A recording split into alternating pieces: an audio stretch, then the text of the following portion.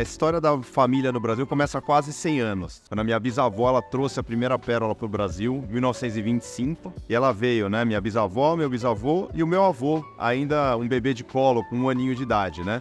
Eles vieram para trabalhar em fazendas, sem ainda imaginar o que seria o futuro da família no país. Trabalharam em fazendas por alguns anos, até que no início dos anos 1930, a minha bisavó veio para São Paulo para dar, com o sonho de levar as crianças para a escola, trazer uma possibilidade de um futuro diferente. E aí, neste momento em que ela teve algumas necessidades financeiras, ela não começou vendendo kimonos de porta em porta, ela acabou vendendo um anel de pérola que ela tinha, né?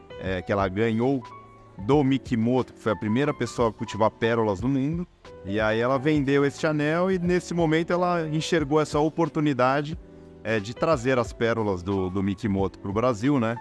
E mudou a história da família completamente a partir daí. Eu falo que a minha história na marca, ela tem 2 etapas, né? Uma que é desde o momento em que eu nasci, né? Porque assim, desde pequeno eu sempre frequentei muito o escritório, a oficina que a gente chama, que é o nosso ateliê, as lojas, né?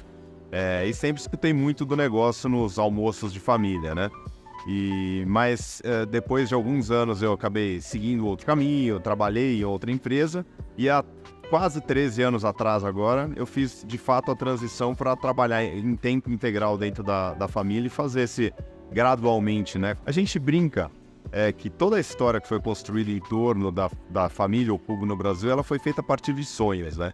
Então, o primeiro sonho do Mikimoto, que foi um visionário que começou o cultivo das pérolas no mundo, né? Chamado de louco, né? Para quem ainda achava que aquele processo seria impossível e até que ele de fato conseguiu realizar o sonho dele. Depois veio o sonho da família de vir para o Brasil, depois o sonho da minha bisavó de levar as crianças para a escola, e assim outros sonhos foram aparecendo no caminho. A minha bisavó foi essa visionária, uma mulher super empreendedora, comerciante, que fez uma transformação importante muito à frente da época dela. Depois vieram meus avós, e meu avô muito com esse tino artesão, né? Meu avô foi o cara que ele trabalhou 77 anos na banca, né? Trabalhando assim diretamente, cuidando de cada pérola, construindo, né, artesanalmente cada joia, confeccionando cada joia com muito cuidado, com muito amor. Depois vieram meus pais trabalhando na parte mais de gestão, expansão do negócio, com uma visão mais comercial.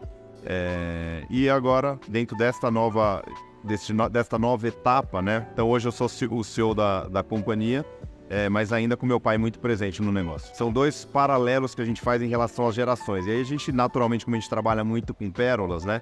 A gente fala que cada geração acabou trazendo um tipo de pérola diferente pro Brasil, né? Então a história começou com a minha bisavó trazendo as pérolas Akoi, as pérolas do Japão, pro Brasil. Depois passou pelos meus avós, né? Que trouxeram as pérolas South Seas brancas, australianas para o Brasil. Depois veio pela geração dos meus pais, que participou da vinda das pérolas negras do Tahiti para cá. E agora, mais recente, a gente trouxe também, já na minha gestão, as pérolas douradas, que são as pérolas que são cultivadas no arquipélago de Palawan, nas Filipinas, e atualmente são as pérolas mais exclusivas e mais raras do mundo. Esses 3 pilares que a gente trabalha hoje são os 3 P's, né? As pérolas, as pessoas e o planeta. E a gente fala muito que isso tudo tá conectado. Não é uma coisa ou outra, é uma coisa e outra, né? As pérolas hoje que a gente trabalha são provenientes de fazendas que trabalham com uma consciência muito forte dentro de todos os pilares. Então a gente diz que quanto mais pérolas a gente cultiva, maior é o cuidado que essas fazendas todas conseguem trazer para as comunidades, desenvolvimento socioeconômico da região, e tudo isso faz com que o planeta seja cada vez mais cuidado, porque sem um equilíbrio de meio ambiente não existe produção de pérolas, né? Então esses pilares eles se retroalimentam, e o inverso também é verdadeiro. Então a gente sempre tem que entrar nesse ciclo muito positivo, né? De criação de prosperidade. Prosperidade não é só questão financeira, mas um cuidado para que exista uma saúde dentro desse processo, de novo, pensando nessa construção de longo prazo, né? A gente sempre fala que trabalhar no mercado joalheiro, de certa forma, é você trabalhar no mercado da felicidade, da alegria, da celebração, né? Eu acho que as joias, elas estão muito ligadas a esses momentos de celebração, de um casamento, de um aniversário, enfim, de momentos muito especiais, né? Então, quando a gente fala com o nosso cliente, a gente, em geral, fala com o cliente num momento muito positivo, né? A gente ali participa de um momento de realização de um sonho, de uma celebração. Então é algo que deixa a gente sempre muito, muito feliz, né? É de fato um grande privilégio. A gente tem alguns princípios que a gente trabalha muito aqui, né? Assim, como gestão, e a gente traz algumas filosofias orientais também que são importantes, né? Primeiro, assim, o Kaizen, né? Que a gente fala da melhoria contínua, né? Então, assim, o que é esse princípio, essa filosofia? De você ser sempre um pouquinho melhor a cada dia, né? Então, assim, eu preciso ser um pouco melhor hoje do que eu fui ontem e amanhã um pouco melhor do que eu sou hoje, né?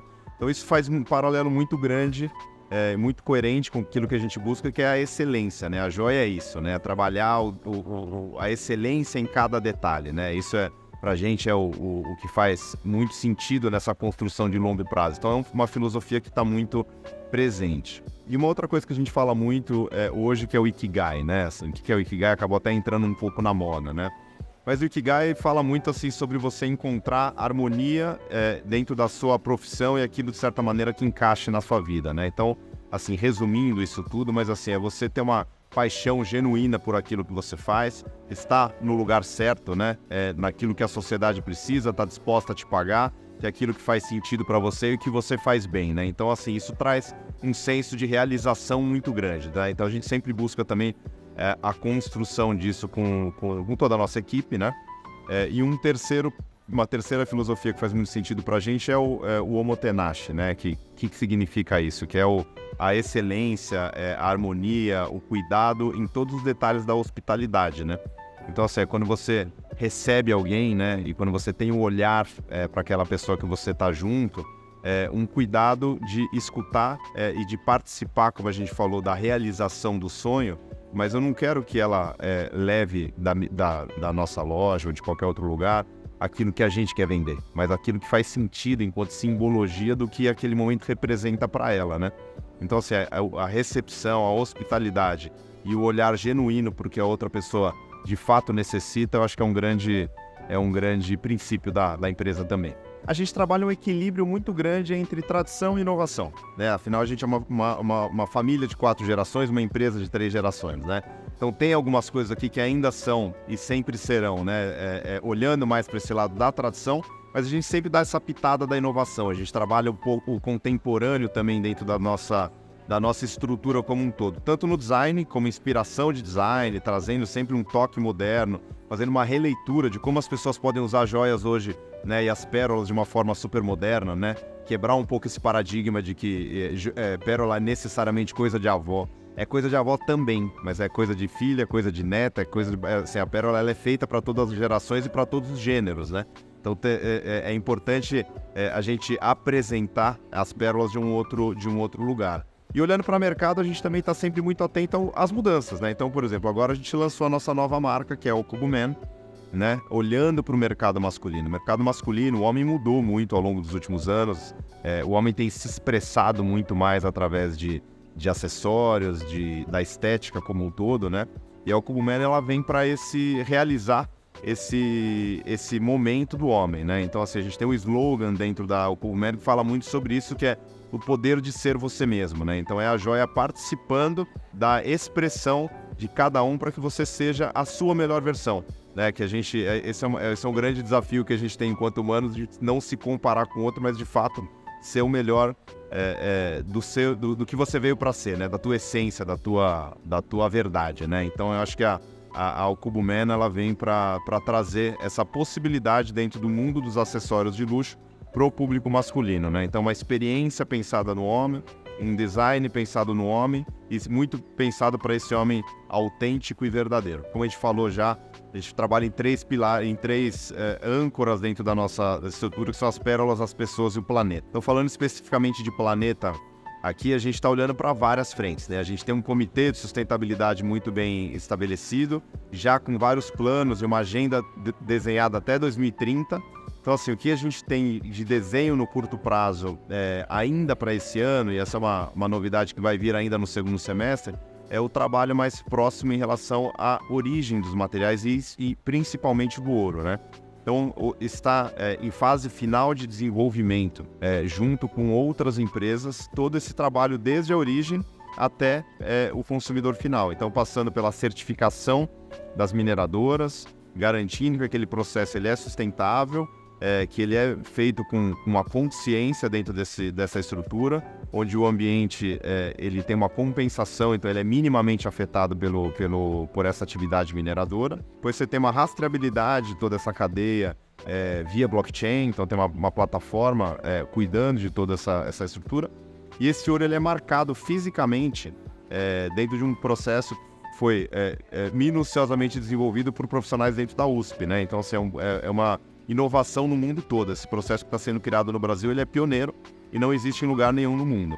E a gente, como empresa, como Julio Cubo, a gente está participando dessa construção, assim, né? Representando, de certa maneira, entre outras empresas que também estão, o varejo dentro dessa construção, para que a gente possa, de fato, fazer uma transformação importante no setor, né? Então, a partir do segundo semestre, as joias que vierem para a Julio Cubo serão todas já com esse processo de rastreabilidade do ouro. 2 livros de cabeceira que me fazem sempre refletir. Um é o Capitalismo Consciente, trazendo essa consciência para todo esse processo, né? E assim, muito essa visão de longo prazo. E um outro que complementa muito essa questão da visão de longo prazo, que é como ser um bom ancestral, né? Então, assim, tirar, acho que um dos grandes desafios que a gente tem como construção de futuro é a gente tirar um pouco, equilibrar o olhar do curto prazo com o longo prazo.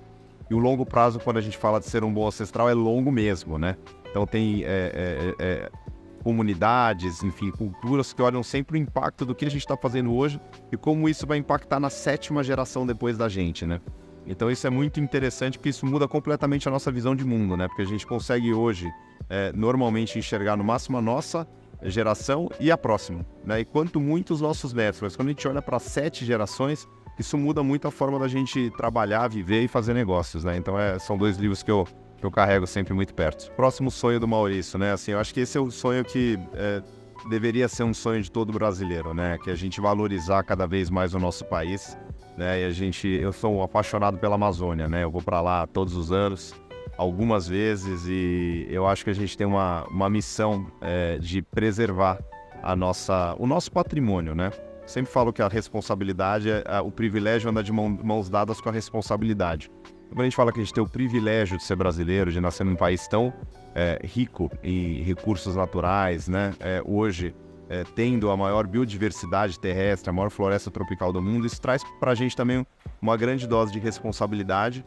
Eu acho que tanto as pessoas, a sociedade como um todo, quanto as empresas, elas têm um papel importante na conscientização e no cuidado para manutenção desse patrimônio que a gente tem, né? Então, meu sonho é que o Brasil lidere a agenda ambiental e que a gente, de fato, faça uma grande diferença nessa construção de mundo para as próximas gerações. São 6 lojas próprias, a gente tem outras parceiros no Brasil todo que representam a Julio Cubo em suas regiões. Em São Paulo, no estado de São Paulo, né, a gente está com 6 lojas, então são 5 em São Paulo e 1 em Campinas. A gente traz muito a caveira, né, a caveira e as pérolas negras, né?